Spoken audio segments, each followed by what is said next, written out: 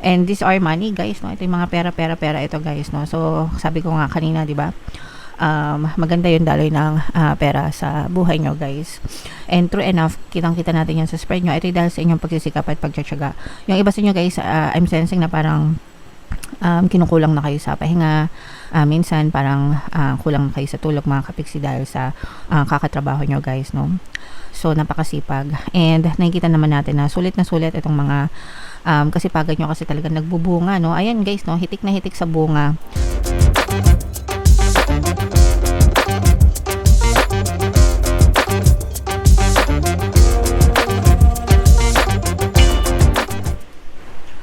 Hello guys, hello Cancer, welcome back to Pinay Pixie Tarot. Ang pamagat ng episode natin for tonight is mid-month kapalaran para ngayong October 16 to 31 para sa Cancer, Sun, Moon, Rising Sign, and Venus. So, unahin natin tong deck na to, guys. Tingnan natin yung mga mensahe para sa inyo.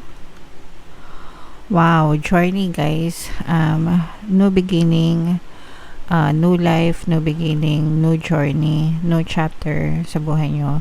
So, magsisimula kayo, guys, ng bagong paglalakbay, no? Your old stories might be ending, mga kapiksi, and you are creating new stories for yourself. So, make sure it counts. Make sure na kung ano yung gusto mo, doon ka mag-focus, guys, okay? Alright, so yan yung first message for you. And yung next message naman, guys. Wow, so we have woman holding a coin, mga kapiksi. If this is your energy, ibig sabihin nito, guys, maganda yung pasok ng pera sa buhay mo. Meron kang stable na pinagkukuhanan ng income mo, mga kapiksi. And madali, no? Parang madali, suabe, smooth yung daloy ng pera sa kabuhayan mo, mga kapiksi. For some of you, guys, pwedeng meron ding umaalalay sa'yo, or merong tao na pwedeng tumulong sa'yo in case na kailangan mo ng financial help, mga kapiksi. But overall, ibig sabihin yan, maganda yung energy nyo sa kaperahan, guys, okay? Alright, and another message, Cancer. Meron tayong thinking woman in reverse. Ibig sabihin nito, guys, parang medyo clouded yung thoughts nyo, yung iniisip nyo, mga kapiksi. Pwedeng medyo marami yung iniisip nyo, guys, sa buhay. But magiging ma-okay din yan, mga kapiksi. Kailangan nyo lang magpahinga. Minsan baka na-overwork lang kayo, ganyan, baka masyadong maraming ganap, no? So, kailangan nyo ng break. Pag nag-meditate kayo, makakatulong din yan, kasi kapag nagme-meditate kayo, kumakalma yung nervous system nyo, mga kapiksi, nagsasubside yung momentum of thoughts, kaya nagiging kalmado kayo. So, yeah. Meron tayong Tagalog guided meditation, guys, para mawala ang stress and anxiety. Dito sa channel natin, punta lang kayo sa homepage, mga kapiksi. Pwede nyo mapakinggan yun. Alright. So, comment down below. Ito, guys, i-mind nyo na tong magandang daloy ng kaperahan, itong new journey na to, mga bagong simula, no? Yeah. So, hanapin natin yung energy ng Cancer habang sinashuffle ko to, guys. Panoorin nyo muna yung video natin regarding sa ating paano mag-manifest ng abundance video course. Kapiksi, sawa ka na ba sa mga struggles at hirap sa buhay mo? Masipag ka ba at masikap sa buhay ngunit hindi ka pa rin umaasenso? Ilang beses ka na bang nag-attempt mag-negosyo at mag-invest pero palagi ka pa rin nalulugi? Sa pagkakataon na ito ay maaaring may subconscious beliefs ka na nagiging balakid sa iyong pag-unlad at pagyaman. Introducing, paano mag-manifest ng abundance video course.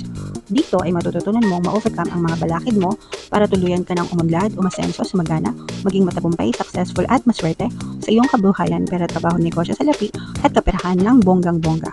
Dali, mag-send na ng email sa pinoypixie@gmail.com at simulan na ang iyong pagyaman ngayon. Alright, so sa lahat ng gusto mag-avail ng course, guys, naka-flash sa screen nyo. Una, meron tayong paano mag-manifest ng abundance video course. Meron din tayong paano mawala ang third party at magkaroon ng harmonious na relationship. And meron din tayong paano pabalikin si ex sa vice breakup. Sa mga interesado, guys, mag-send lang kayo ng email sa pinoypixie@gmail.com. And sa mga naghahanap ng pampaswerte na Lucky Charms or Lucky Bracelet, mga kapiksi, Aventurine at saka Citrine, yung recommended ko guys. So, check out nyo na. Cancer guys, kayo and represent ng Queen of Cups. Latag natin yung spread nyo. Wow! And sa mga hindi pa nakakanood guys ng ating 2026 pick a card kapalaran, panoorin nyo na guys. Punta lang kayo sa ating homepage mga kapiksi. Wow, so napakaganda nito.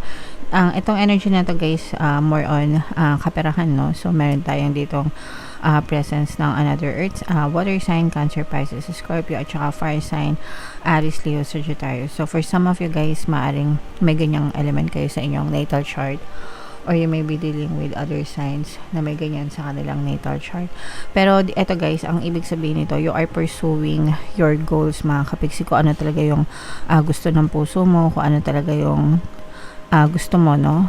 You're following your heart, your heart's desire, your passion. Kung ano talaga yung passion mo, kunwari gusto mong maging entrepreneur, talagang pinupush mo yung pagiging negosyante mo, kaya gusto mo maging pintor, pinupush mo yung pagiging painter mo. So whatever guys, kung ano yung desire ng heart nyo, talagang you are pursuing that mga kapiksi. So yeah, and nakikita natin dito guys na maaaring may mga bagong opportunities na dumating sa inyo na pagkakakitaan. So pwedeng pera ito guys, pwedeng negosyo, especially guys kung kayo ay active na nag-a-apply ng trabaho. Nakikita natin na nagiging favorable sa inyo to.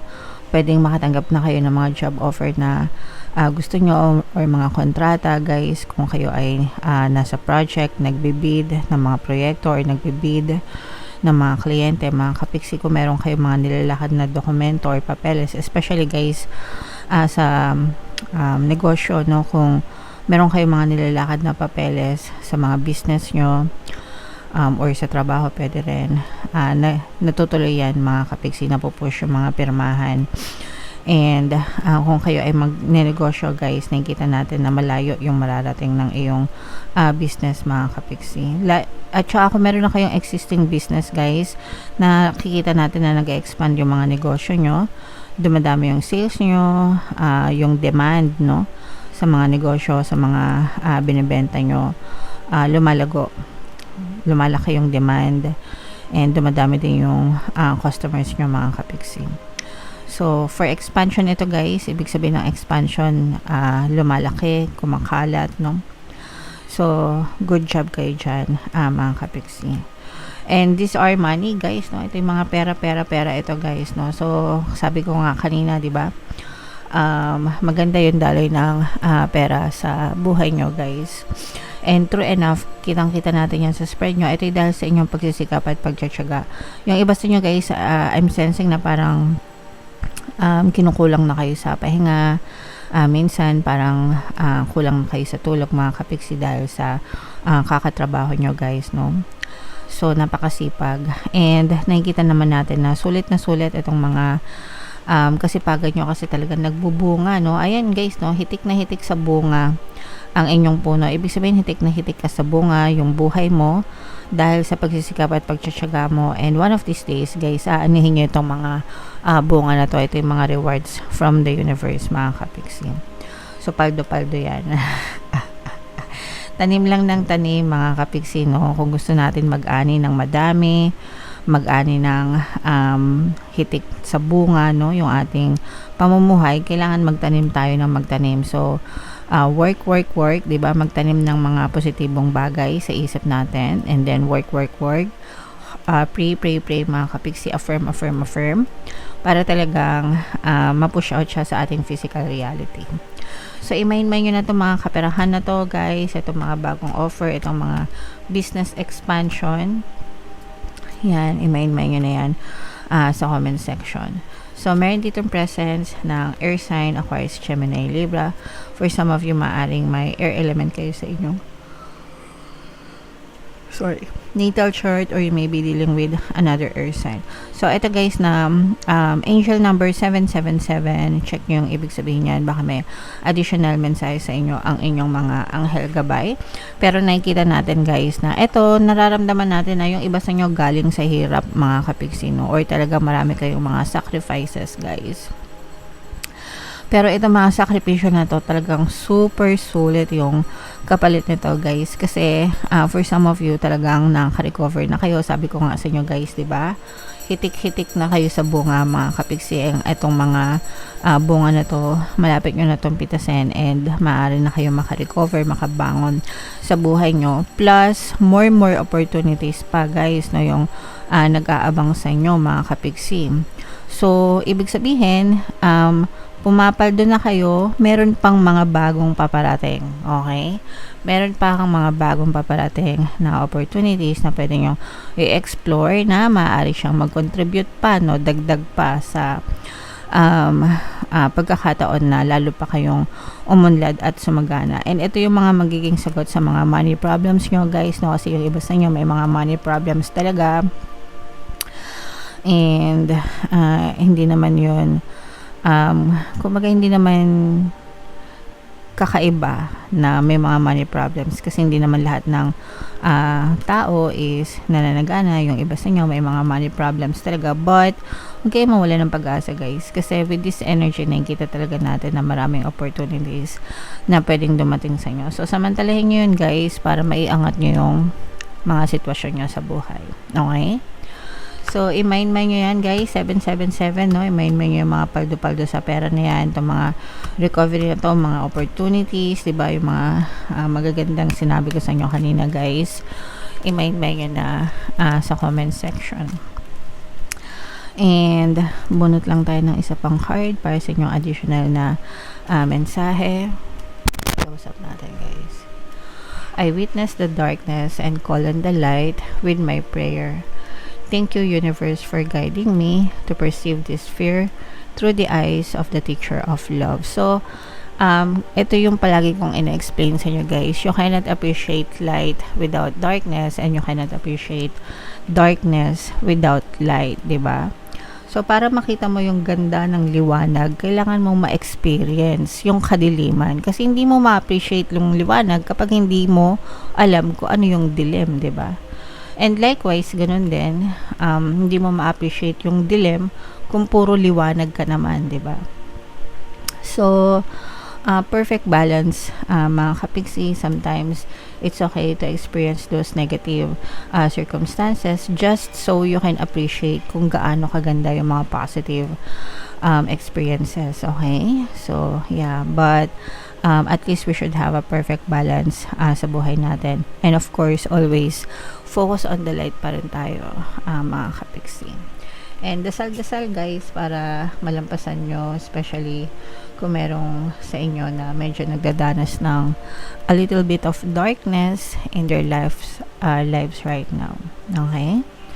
Alright. So, comment down below, Cancer, if feeling nyo nakaresonate sa inyo yan. And for more tarot readings, ito yung playlist nyo. Ito yung 2026 kapalaran guys. Ito naman yung ating success stories ng paano mag-manifest ng abundance video course.